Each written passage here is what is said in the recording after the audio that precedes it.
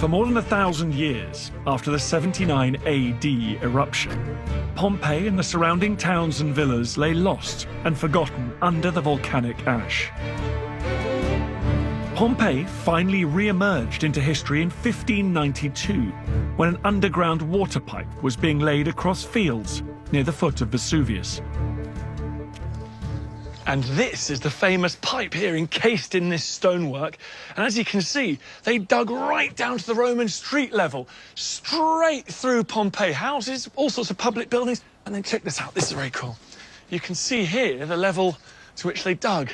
This is original Roman, and this line of tiles shows where in the 16th century they excavated that trench. So this is all reconstructed.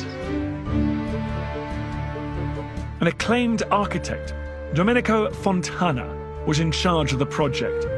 He knew exactly what he'd found. Fontana wrote in his diary, "Beyond doubt, what we see before us is the celebrated city once called Pompeii.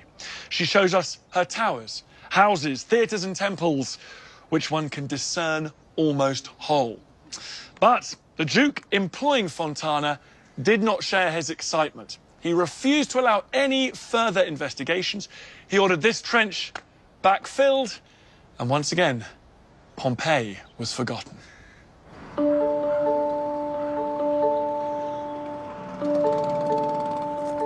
Buried Roman ruins were next stumbled upon around a century later. In 1709, a well was dug in this town that had grown up on the coast 8 miles northwest of Pompeii. The workers started to pull up slabs of beautiful marble. A French aristocrat, Emmanuel Delboeuf, was building a mansion nearby, so was in the market for marble. He decided to cut out the middleman and bought the well for himself. First a worker and then Delboeuf himself were strapped into slings and lowered 15 meters down the well. I'm taking the slightly easier route, these stairs, which were added later.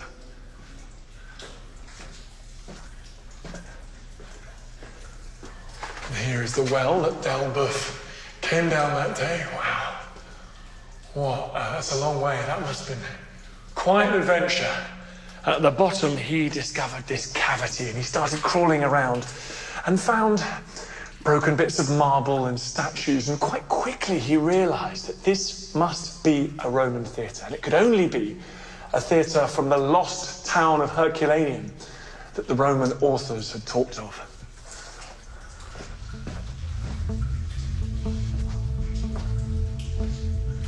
A group of convicts was sent down here and told to tunnel through this theatre and effectively mine it for treasure.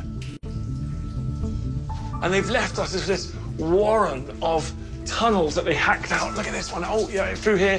And luckily, they didn't take all the murals. They left some of them here, so you can still see some beautiful Roman painting.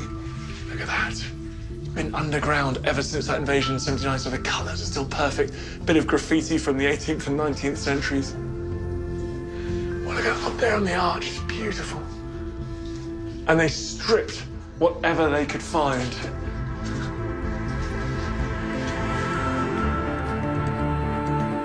Well, slowly these convicts hollowed out more and more of this structure until they'd uncovered pretty large parts of the theatre.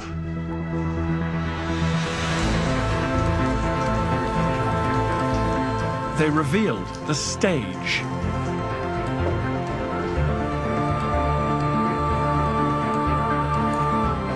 Steps to the auditorium,